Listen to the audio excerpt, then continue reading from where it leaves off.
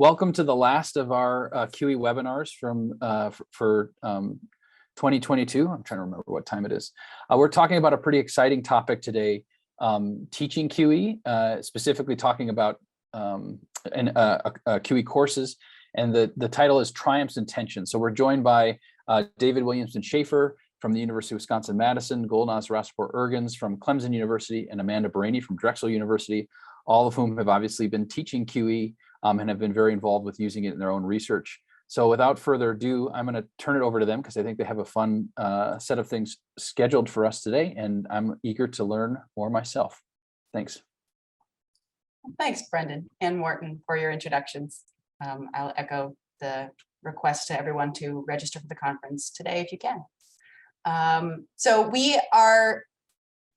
our plan today is to have more of a discussion with you and to talk a little bit about each of our processes as we designed and implemented our courses at our different universities. And I know that David, you probably taught the first QE and ENA course, and Gol, I know you learned from David's experiences, and I had the privilege of learning from both of your experiences. So that's the order in which we'll share a little bit about each of our teaching processes today. So I'm going to invite each of us to speak a little bit about the students that we worked with and the way we designed and taught our courses at our different universities. And then we'll open up the floor for some discussion amongst each other about what we thought worked well in our different contexts, any questions that you all might have, and any other ideas that come up. So without further ado, David, could you lead us off? Tell us a little bit about your students and your class. Yeah, so in terms of students, I teach, I've taught almost exclusively graduate students. I've had a few advanced undergraduates take the class over the years that I've taught it. I would say it's graduate students kind of from a variety of places, obviously from the School of Education, but also School of Human Ecology, engineering, business, I think even medical school at various times. So a pretty eclectic group. When I first started teaching the course, there was no QE book. So I will say that, and the course was, I think, pretty much kind of a mess. I don't know, Gol, did you take the course way back then? I don't even remember. Yeah, it was a mess, right? So imagine trying to explain everything that's about QE without even a text to describe it. So that's been a big advantage, is having the QE text. I would say the thing that, so the way that I organized the course right from the beginning was around a project. So I think it's kind of the most important thing is for students to get their hands on some data and actually do an analysis. And I would say the quality of those analyses has varied greatly over the years. It's getting better as time goes on, which I imagine is because I'm a better teacher, but I think also, meaning I'm getting better at it, but also I think because there are more, because there's a bigger community that the students are a part of. And so there's more examples that they can see. Increasingly, I've brought people from the community into the class. So this past year, for example, I did an interview with, we had a visitor every week. So there's just a lot more voices and a lot more examples and things that students are seeing. Another thing that has happened over time that I think has really helped is, well, that we have a conference and then we have a poster submission process for the conference. So students complete a poster submission. Some of them actually wind up submitting it, but it becomes a very authentic task. Like, this is actually what people in the community do. This is what it looks like. And so it provides a nice frame. It's not just kind of hypothetical. Let's see, biggest triumph. I see the biggest triumph I would say was something not surprisingly that I stole from Gol, which was figuring out how to actually just start the process. Like, what's the very first thing that you do? You have a bunch of students, they have nothing particular in common, and you're trying to get at some of the key ideas in QE as a way of kind of starting off the course. I tried a couple different things. I won't bore you with all the failures, but basically Gol suggested, or I think in her own course, used a scene from Game of Thrones, and then various iterations of that. So there's the scene, and then there's a transcript, and then there's a transcript organized into a Excel sheet. And that kind of gives a nice way of getting into the discussion, in part because some people actually know Game of Thrones and some people don't. And anyway, it turned out that was, I think, a really good start to things. There's also a Game of Thrones ENA that Zach Zwicky and other people put together, so they can actually go right to ENA. I think the biggest lesson I've learned along the way is that it's important for students to see examples of kind of a full QE analysis early. They even have said in the past, like, I sort of don't have any idea where this is going. And so getting them to sort of see and read examples of good quantitative ethnography using ENA, using whatever, early on gives them a sense of sort of where they're going to, because it's a long path to get there. And I think the biggest challenge for me is that, so I always assumed that it was going to be a challenging course to teach because most students won't come with both qualitative and quantitative backgrounds. And so you're always kind of backfilling one or the other for somebody. I think the thing that I found challenging was that people's backgrounds, even in either one, are often very rudimentary. So even people who have studied statistics often don't really understand it deeply, or people who have used qualitative methods often practice it, but they haven't really thought deeply about it. And so it winds up being a lot of backfilling. And as a result, there's just a ton of material to cover in the course, even just to get to your first ENA model. If you think about the number of things, the number of chapters in the book, and the number of issues in those chapters that you can have to wrestle with just to get to chapter 9, not to put it too simply, is a lot. And figuring out how to make sure that people see the key points through all the ideas that are there has been a real ongoing challenge. Amanda, did I do my job? That was beautiful. And I really want to echo how that really stood out in my course as well. We'll get there, of course, but there was this, I was surprised to find that there were some basic things related to the scholarly process or the research process that some of my students weren't familiar with. So things like how to apply a deductive code, how to organize your data, how to think about structuring it, how to even collect data. And so some of those things were woven into the process of helping them work through their practical projects for me as well. So it ended up being oftentimes offering supplementary readings that were meant to fill in, to backfill those basics. And I think that's something to think about depending on the audience of students that you might end up working with, if anyone here ends up deciding to be a QE instructor, which I would recommend. Any other thoughts from Gol, or are you ready to launch into your discussion of your course and context? Yeah, I can talk about my course. I can also build a little bit on what David and you have been saying. So hello, everyone. Nice to see everyone. So I'll talk a little bit about some of the similar things. David and I's course, I think, is pretty similar. I did use a lot of his materials. We chatted a lot.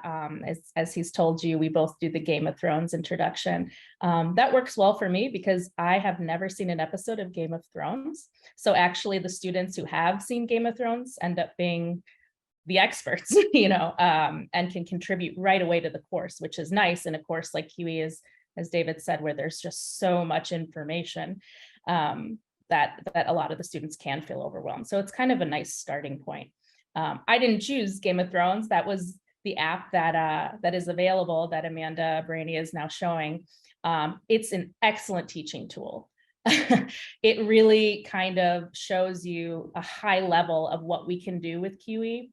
It has an ENA, right? It uses ENA as the QE tool, but it's like ENA light, I would call it. It doesn't have all the features, but you can look at discourse networks. A lot of it is scaffolded, meaning like the interpretation down there on the description is actually there, which is nice. And it really introduces students right away to one of the most important things. You've heard me say this many, many times, which is closing the interpretive loop. And so the discourse is right there next to that quantitative network representation. So right away, I introduce students to that. So just to back up a little bit, I am teaching a quantitative ethnography course in Clemson. I am in the College of Education and the Learning Sciences program. When I taught it, I guess it was 2 years ago, I'm teaching it again this spring. So I've only taught it one time officially. I've done lots of QE workshops or ENA workshops, but I'm looking forward to teaching it again this spring. It is an official methods course at Clemson University. It got passed through the curriculum committee, so that's really exciting. It's open to all graduate students. The first time I taught it, I had all PhD students, mostly learning sciences, not surprisingly. I did have 2 educational policy students and 1 human-computer interaction. And at Clemson, I'm slowly developing a human-computer interaction following here. It's interesting. I should also note that it was fully virtual when I first taught it, and in the spring I'm teaching it in person. So I might have completely different insights if you come talk to me later. A few things I'd like to add is I did what David did, which I think I'm just going to echo it because I thought it was phenomenally motivating, is that students from the beginning were told the goal is to submit a poster submission to ISQE. The submission itself was optional but encouraged. But we set it up so that, you know, they had high levels of being successful, meaning every week they were working towards this study, and they were even required to use the template for the conference to submit their final paper. Many students found this challenging. 2,000 words can be really challenging, but it's also really, really good practice because that is very common when you're trying to submit a conference poster or even a conference presentation, right? You have to adhere to those word limits. And when you're learning a new method, such as QE, when there's the qualitative and the quantitative, and you're trying to, I'm laughing at Jamie's comment, and you're trying to mix these things together, that can be really challenging when you're a novice.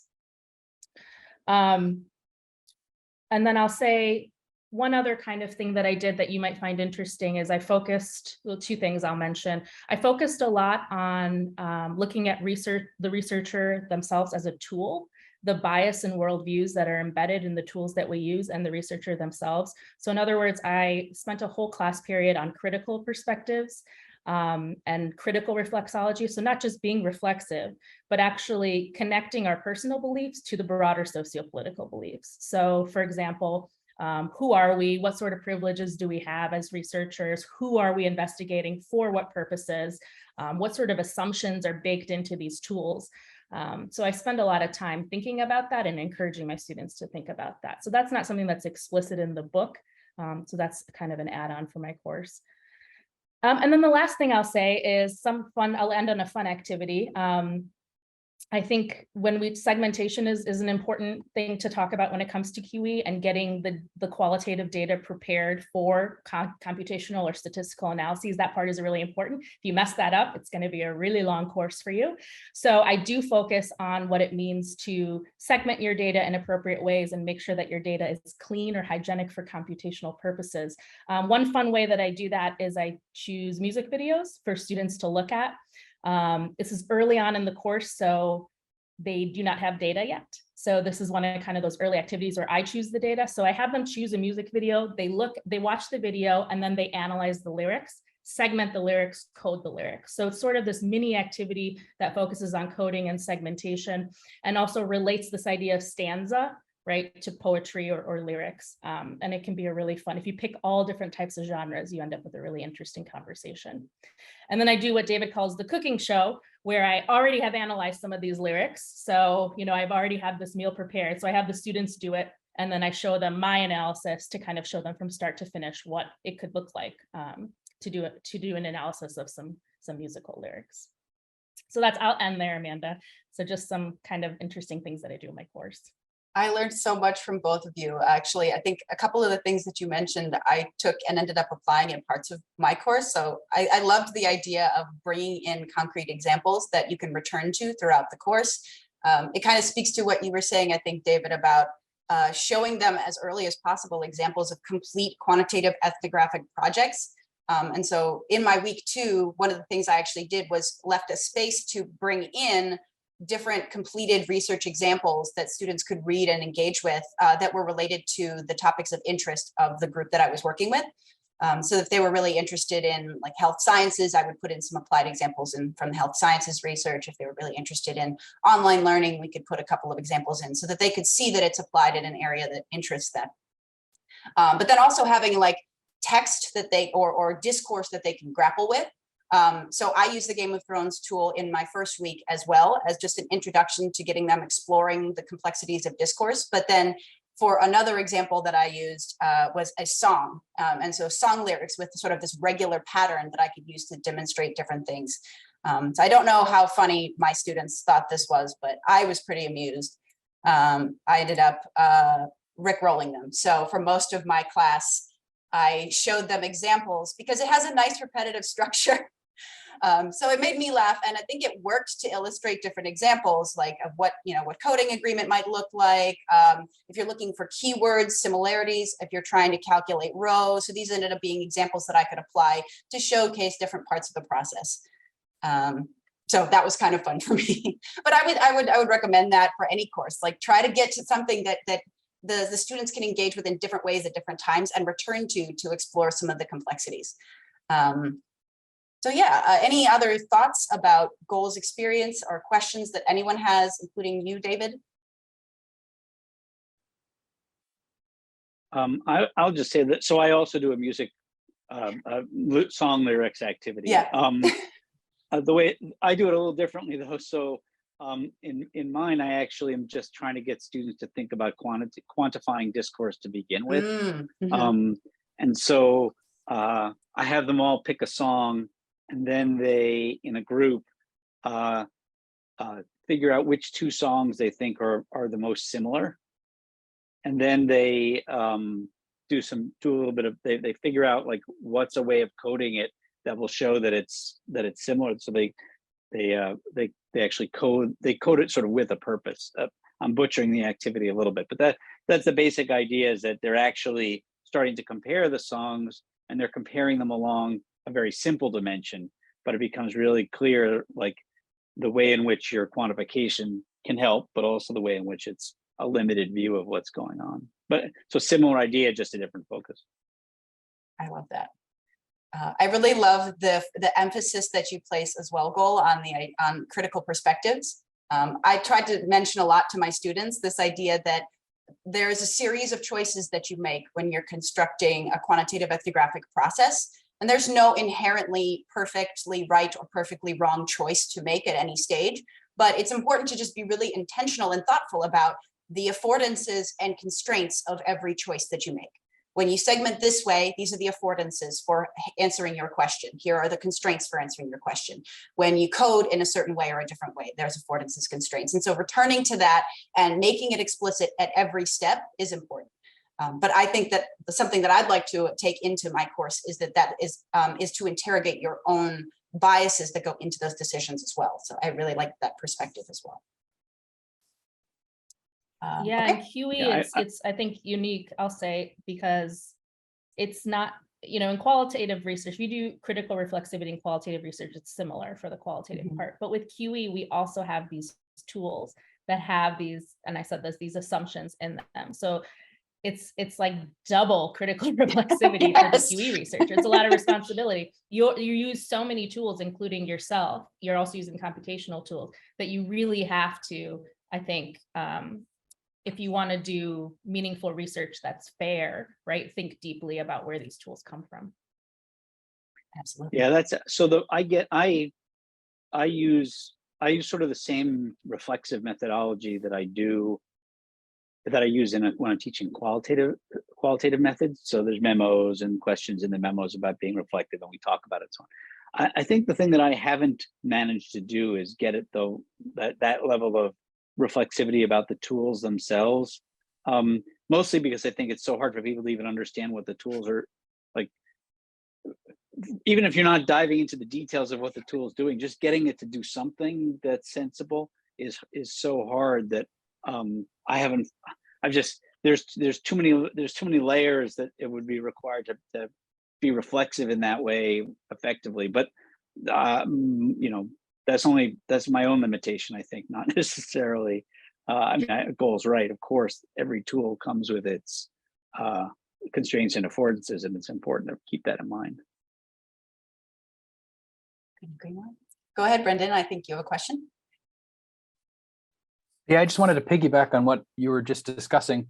I'm wondering if you could talk about common misconceptions that your students have, or areas where they particularly struggle, and maybe on the flip side of that coin, things that they brought to bear that were useful for them to kind of build their own knowledge off of, like something that they brought to the table, and what helped them have a successful pathway into kind of getting into QE.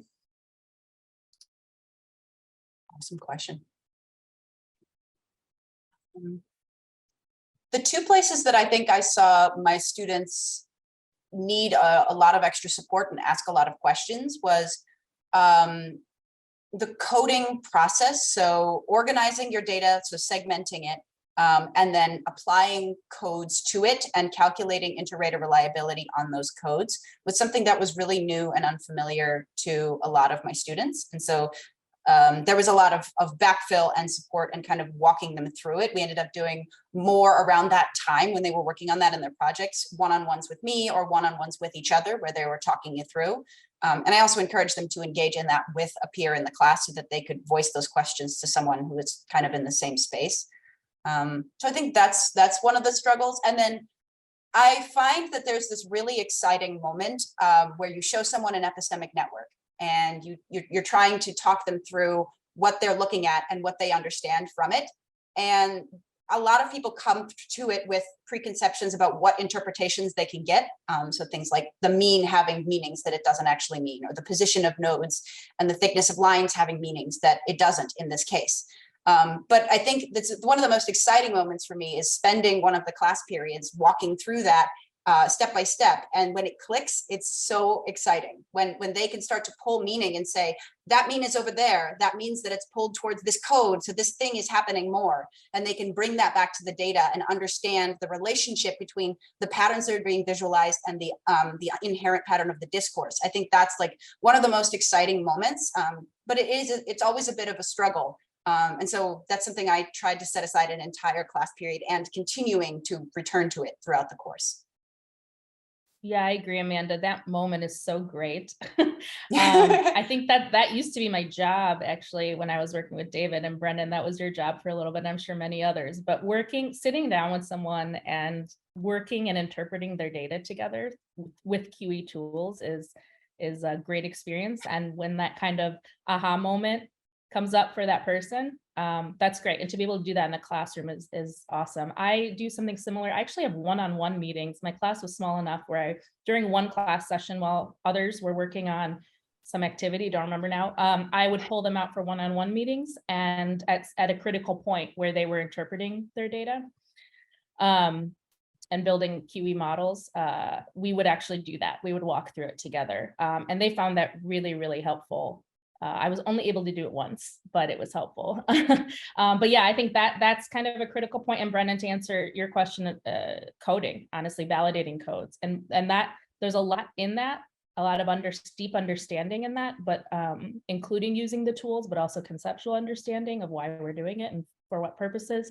And it just takes a long time. So that is really tough to do in a QE course. And that's something that the three of us have talked a lot about in terms of the semester timeframe and what to focus on. Yes. And that's been kind of a deep discussion. Yeah. Yeah, I mean, I agree. First of all, I think students find everything hard, to be honest. This doesn't seem to be anything that comes easily. I agree that interpreting the ENA, networks is difficult. The thing I found people struggle most with is actually interpreting the dimensions. Just making sense of the idea that there's a dimension, and how do I talk about sort of what it means to be on the right and what it means to be on the left. So there's that. The other thing, the coding is difficult, I think, mostly just because it's difficult. Like it's just hard to do. I would say I get many more students with quantitative backgrounds than qualitative backgrounds in the course. There's some, but And I think that the thing that that those folks struggle a lot with is essentially, why don't we just do topic modeling? Or why don't we just do X that will be much easier than this hard thing that we're doing? And so there's a kind of lot of discussion about, you know, well, what's going on in your data, and getting people to actually kind of focus on the data, read the data, and start there, as opposed to wanting to jump in kind of with some more abstract quantitative way of looking at it. I think is a big challenge. And there's a lot of, as Gold says, one-on-one discussions, either at a break in class or after class or whatever, where I often say, well, what can you show it to me in the data? And there's the people kind of go, oh, wait a minute. And there's a kind of a hesitation as they're, you know, well, okay, I see what your question is, but show me this in the data, and then we can talk about it. And that is productive, but I think it's something that people find hard to wrap their heads around, even the folks from qualitative backgrounds, but especially from quant, I think. Great. So we've got a couple of really good questions in the chat. So Alina was asking what backgrounds the students have, and she mentions highly quantitative engineering background with for her context. So I think David and Gol, you shared a little bit about the kinds of the student populations that you worked with in the courses that you've taught. So I'll take this opportunity to talk a little bit about mine. So I taught the first round of the QE and ENA course at the University of Pennsylvania last year. I think there were 6 students in the course, and they were pretty diverse. So we had master's students, PhD students, and then some working professionals in the education department. They were all working in the field of education, but there were some very qualitative leaning researchers in the group, ones who were done exclusively qualitative research up to that point, and then some very quantitative ones. And so there was a lot of diversity in terms of what they wanted. Their topics of interest were pretty wide. So some people were really interested in online learning. Some wanted to look at like student output data from like learning environments, learning interventions that they'd done. And so there was just a lot of different diversity across the board for the group. So it presented a really interesting opportunity, I think, for each of them to do their practical project, because I adopted the similar technique that David and Gold that you used, where they worked towards a final poster or paper that they could submit to the conference at the end of our 15 weeks together. And this was an opportunity for them to see how these techniques can be applied in other contexts to find other meaningful and interesting outcomes. You know, some of them were looking at longitudinal change, and so they were making models to compare things over time. Some were comparing groups. Some were even interested in trying to explore how to use unconventional, I guess I would say, discourse data, like clickstream data from online learning tools. And so that was an interesting challenge for the group to kind of explore as well. So they were pretty diverse, and what we ended up having to do is a lot of different applied examples. So additional videos that were like tailored to their interests, applied examples that were tailored to their interests, guest speakers in class that I thought would be interesting to everyone. Like we had Sylvie Zorgo come and speak about segmentation. We had David come at the end of class, which everyone loved because they were like, we have all our good questions and we can tell how our projects went. And then we had Brendan come and talk a little bit about Roe. So those were good for everyone. And then there were some tailored break-off sessions for people. So there were a couple of students interested in R. So I had a special session outside of class for them to meet with a couple of people from David's lab. I think Ron Rue met with us. And so this was trying to like meet the needs of a very diverse group of people. I don't know if that's going to be the same in the future. If I get a more homogeneous group of students, things might change, but the whole idea that I wanted to bring to them from day one was that this course was going to be flexible based on the interests of the group. And for the most part, they said that they felt like that worked well for them, and they would recommend that I apply that technique in the future. Anything else that you want to add about your contexts? I think, David, you mentioned that you had more quant students than qual leaning. Yeah, I think so. I mean, well, first of all, let's just say there's a lot more quantitative work that goes on at the University of Wisconsin than qualitative work, I would say, overall in the social sciences. So there's that. But yeah, I would say that there's and that even often people who were doing qualitative work also had a relatively quantitative background. So like human factors engineers, for example, were folks who, who clearly had a strong quantitative bent. Abby Wooldridge, for those of you who know her, would be an example, and folks from her lab subsequently. Yeah. Something I learned from you, Gol, was I thought, oh, sorry, go ahead. No, go ahead. Was that idea of making it like spending a lot of time intentionally thinking about how to close the interpretive loop. And I think that was really important for some of my students that were more quantitative leaning. Was, okay, you have this model and it's not just about putting this model on a piece of paper and publishing it.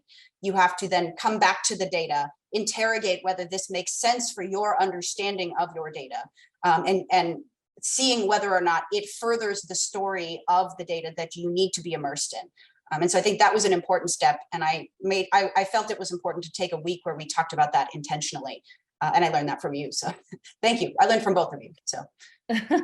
Well, great. That's a good thing to teach your students. That's interesting you said that. I would say sometimes, most of the time, in just my experience working in QE with people, it does go that way, where you have the network and then, or some sort of, visual representation, and then people forget to connect back or ground it back in the original data. Actually, in my class, I saw it the other way around too, where there was a qualitative description and it didn't match the network, right? Oh, interesting. So it went like the other way around, where they built this argument on the qualitative data, and then they kind of just threw in the network in there, but it didn't really match. And I think one reason for that is I had the opposite. I had a lot of more qualitatively inclined students, which I think that was the case. I mean, a lot of my students are here right now. Welcome. Yeah. But I think that was the case. And so it was interesting seeing it the other way around, and trying to find that balance in the course was a theme for me. Like I had no students who had experience programming or using R, so that we didn't even go there. There was just no time to teach students R and how to use the R package. So we relied a lot on the web tools, but that might change, right, this semester, who knows, with my little computer science following, if I'm going to have more students who have used R, and we'll have a mix, and that'll change how the course is taught. But I had a slightly different experience. That's so interesting. Yeah, the thing that I'm always struck by is, so I have two kind of big regrets about the QE book. I won't tell you the second, but one of them is that there's a place in the text where I talk about like the order in which how you present a QE result. And I sort of make the argument that, well, sometimes you want to start with the quantitative and sometimes you want to start with the qualitative. And I actually think that's a terrible idea. I think you should always start with qualitative. And I can give you lots of good reasons for that, and we can talk about that if you'd like. But I say that to the students explicitly every year, and the number of students who don't, who start with the quantitative and then wind up having their paper be problematic for all the reasons that you shouldn't start with the quantitative. It's really striking to me, and I don't quite know. I mean, it's partly this idea about closing the interpretive loop, but I also think increasingly that as a community, we probably need to talk more about opening the interpretive loop, in the sense that there's a lot of studies that I think are using QE in a relatively exploratory way. And I have nothing against using QE in an exploratory way, but ultimately it doesn't really work.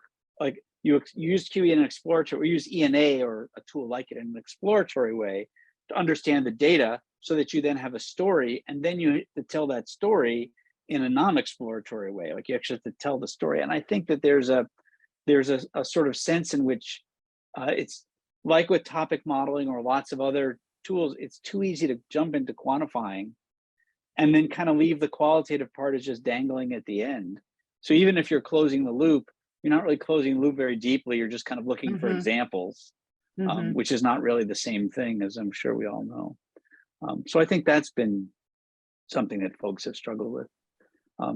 I'll also, so Wanru set up this sort of softball question in the chat. Thank you, Wanru, about students asking about whether there's anything other than encoder and ENA in QE, and it's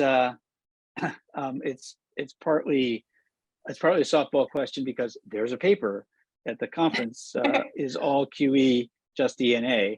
And so if you come to the conference, you can hear the answer to that. You can hear that one answer to that question.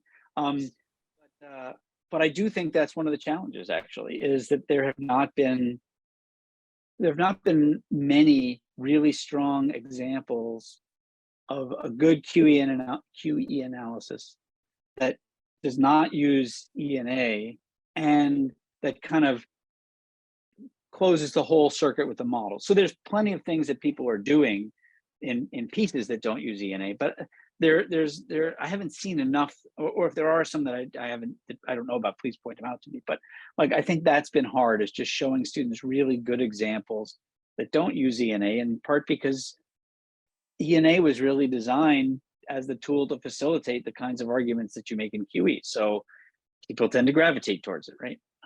But I think that's been a challenge. And I mean, I assume you guys got that question too. I asked that in part because, like, Barany, I know your students actually asked me that question. Yes. So I'm just wondering how you guys feel that. Is there any better answer than the one that I just gave? I got that question from start to finish because you're right. I think there's good synergy between thinking like a quantitative ethnographer and applying epistemic network analysis. That doesn't necessarily mean that you need to, but I also think so. I think that there's mostly overlap between ENA and QE, but I think there's a small sliver of people who maybe use ENA but don't think like quantitative ethnographers, and then maybe a small sliver of people who are using quantitative ethnographic approaches that are not epistemic network analysis. But I think the majority of that ends up being overlap, hence the confusion. And most of the examples that I tried to find to give people a sense of what it might look like to be a quantitative ethnographer that isn't using ENA were things where it's like, we started with an ENA network, epistemic network, didn't find that it answered our question well, and moved to something else. Like, I forget what that was called. I did a project with Amanda Barany where we ended up all using a different kind of visualization. But it's kind of cheating because we started with epistemic networks and moved to a different technique. So I think, I think it's one of the tensions, right? Like, it's something still being negotiated by the community. And also I think there's some to be said about what is an epistemic network, because we are doing a lot of different kinds of innovation in ENA, and we'll see that at the conference. There's tons of great works that people are going to be sharing about how they're expanding the application of epistemic networks. And so I think even that definition is shifting and being negotiated by our brilliant community as well. I think mostly being open to that, the fact that it's not fully decided, and then inviting students to sort of celebrate that we're all figuring it out right now, and you get to be a part of a community that's figuring it out. That was what was exciting for me, and I hope for them. Yeah, I want to hear what Gol has to say about this too, but I mean, I'll also add that, like, I think this is going to be a particularly exciting conference. The first one was exciting just because it was the first, and everybody was showing up and nobody quite knew what to expect. And, I'll be honest, I walked into a poster session and everybody was doing QE stuff. And I was like, wow, that's pretty cool. There's a lot of people doing QE. But the last two conferences have been online, and that's great in terms of showcasing work and talking about work. But there's something about getting together in person and having a chance to think about these issues together in a less formal way that I think will really advance the discussion in the community on these questions. So I think it's going to be I think in-person conferences are always cool if in a good community, but I think this one will be particularly interesting to be at. Sorry, Gol, I didn't mean to jump on ahead of you in the queue. No, that's great. I share that sentiment. I think it is going to be really exciting. Well, first of all, because we'll be in person, but also things are changing. Like, I've been looking at some of these QE papers, and there are tools being developed that are sort of ENA, but some of them are not at all. So that's really exciting, and I think we'll see a lot of those tools at the conference. So stay tuned and please register. But I'll say the way I approach it in my class is my length. So I'm lucky; I was there from the beginning. I've been doing QE for a very long time. I helped design some of the ENA features, so I know the differences. So when I talk about QE, I don't I talk about it as a methodology, right, as an approach, and ENA is just a tool that within the umbrella of that approach. And my language from the beginning of the class, I think, makes that pretty clear. So when I talk about QE, you know, I don't always talk about ENA. I talk about kind of the higher level ideas. And then when we bring in ENA later, right, it's a tool for realizing some of those ideas. Yeah, I'm really interested to think a little bit more about how do we in a QE class incorporate different tools, and if that's realistic. It's already so difficult to incorporate a coding tool and a visualization tool. So what happens if there are more options, you know? What does that look like for teaching QE? So that's kind of an unanswered wondering of mine. And the other thing is, I think this is a little bit off topic of teaching, but I think one thing is I mean, how many of you is QE your central line of research, right? I think probably the people where QE is their central line of research, like you're doing real methodological research, there's very few of us. A lot of us, it's complementary to another line of research, right? I mean, people in Madison, probably a lot of you, it's your main line of research, and there may be a few here and there globally, but I think for most of us, me included, right? It's a secondary or parallel line of research to something else that I'm doing. And so a lot of times, you know, David and I will talk, and that's a great idea, Goal, you should build that.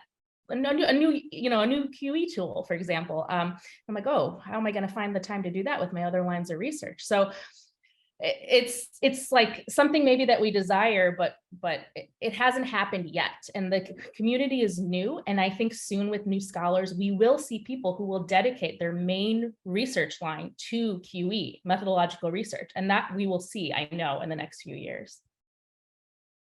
Yeah, I'm seeing it now. I mean, one thing that one thing that we've been thinking a lot about is how to build an infrastructure that makes it easier for people to incorporate new tools into the QE universe. I mean, right now, there's just a lot of work, like taking data, getting it coded, getting into ENA or whatever it is you might use, and getting something out. And that's actually there's a lot of steps that are involved in that,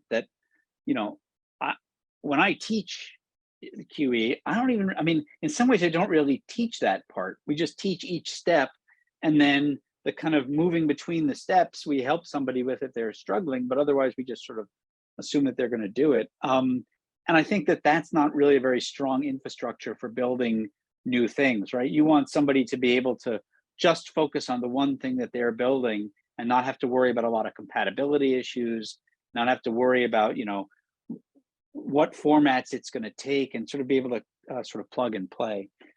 We sort of demoed something like that last year. We haven't really released it, but I think that's going to be an important component too, is a kind of technological infrastructure. Mm-hmm.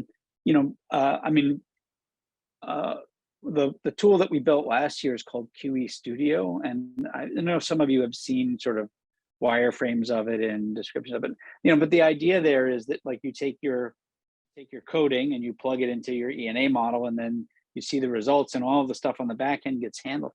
I actually think that might make it much easier to teach this stuff too, because mm-hmm. Then you're not just it's sort of in the same way that the ENA WebKit makes it easier to do ENA than just doing it in R, right?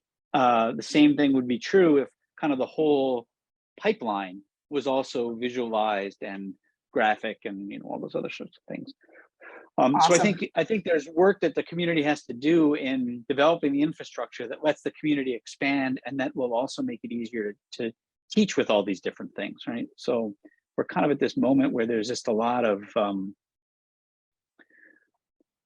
there's been a lot of energy, and now kind of actually helping that energy come together is a bit of a challenge. At least that's what it seems to me. I think, Arutis, did you have your hand up earlier? You had a question? We may have moved away from it, but. Right, I kind of forgot what my question was at this point. Sorry.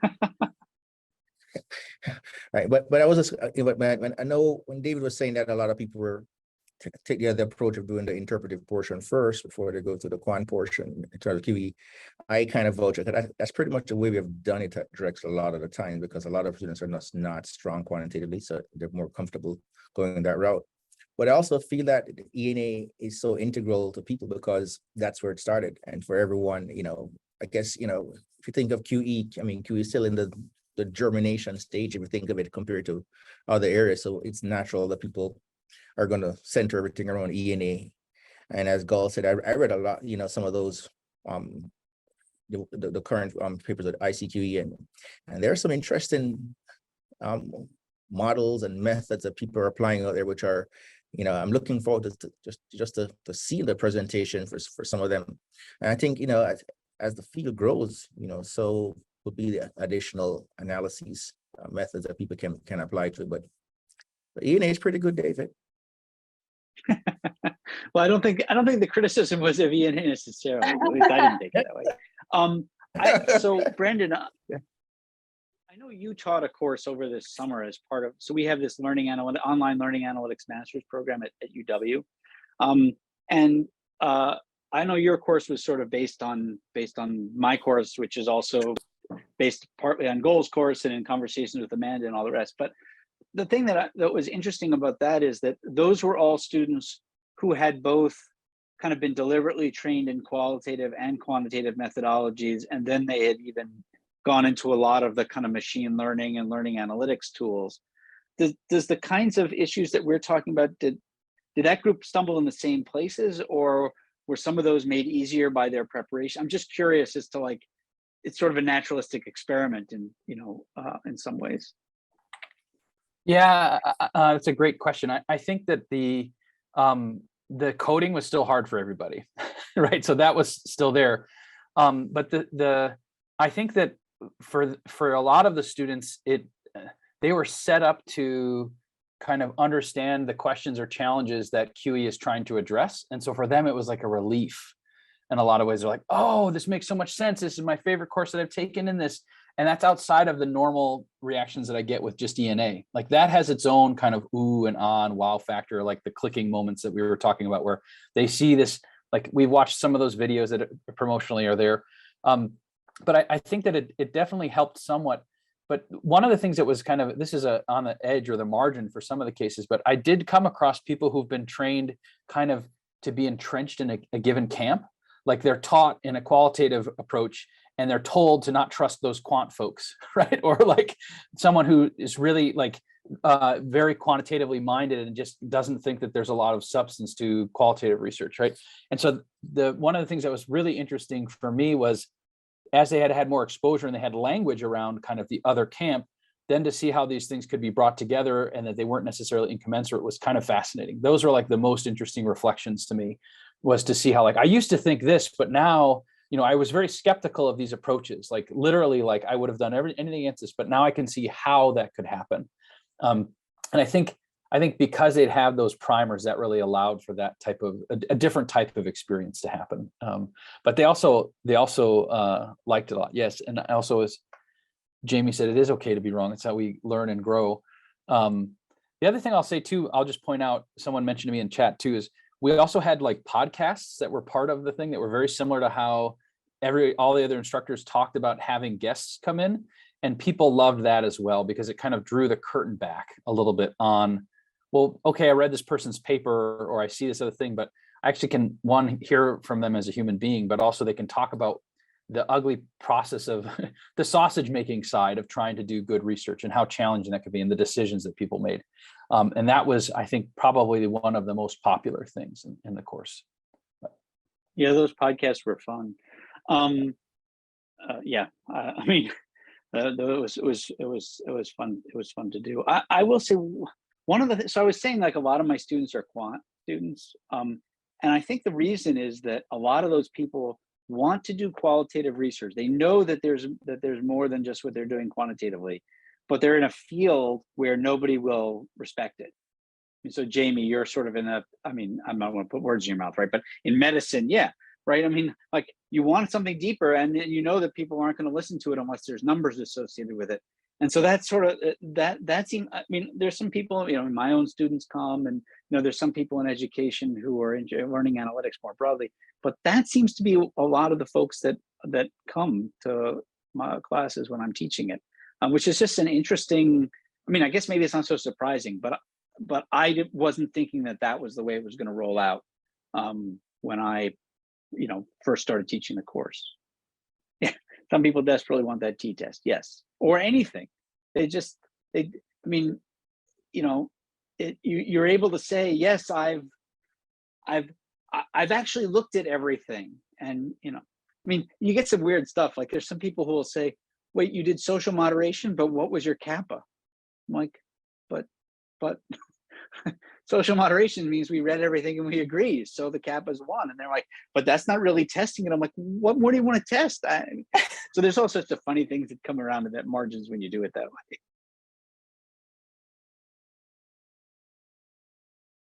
I think also I really liked what you said, Jamie, possibly tongue in cheek about it being okay to be wrong. But that was something I actually tried to celebrate with my students, is like most of the reading reflections I had them do every week was, tell me what you don't understand. Tell me what you think is incorrect.